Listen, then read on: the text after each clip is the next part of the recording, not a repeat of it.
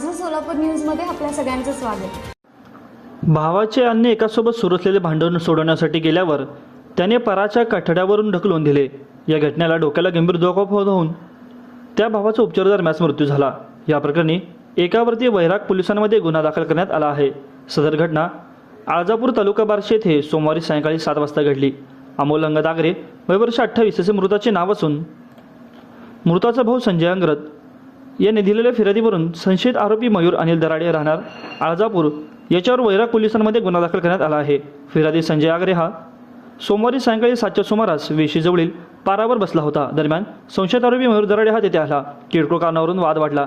त्याने लाथाबुक्कीने मारहाण केली। दरम्यान फिर्यादीचा भाऊ अमोल आगरे हा तेथे भांडण सोडवण्यासाठी आला असता दराडे यांनी तू कशाला मध्ये आला म्हणून तुला बघून घेतो असे म्हणून जीवनाच्या उद्देशाने पाराच्या खड्ड्यावरून जोरात ढकलून दिले। त्यावेळी अमोलच्या डोक्याला गंभीर दुखापत झाली। तुळजापूर उपचार दरम्यान त्याचा मृत्यू झाला। यामुळे मयूर दराडे याच्यावर वैराग पोलिसांमध्ये गुन्हा दाखल करण्यात आला असून मयूर हा मंगळवारी रात्री उशिरापर्यंत पोलिसांना सापडला नव्हता। त्याच्या मागावर असतानाच लवकर त्याला अटक करण्यात आली अशी माहिती पोलिसांनी दिली असून दरम्यान या खून प्रकरणानंतर गावामध्ये तणावाचे वातावरण निर्माण झाले आहे। माझं सोलापूर न्यूज या यूट्यूब चॅनलला सबस्क्राईब करा आणि बेल आयकॉन प्रेस करायला विसरू नका।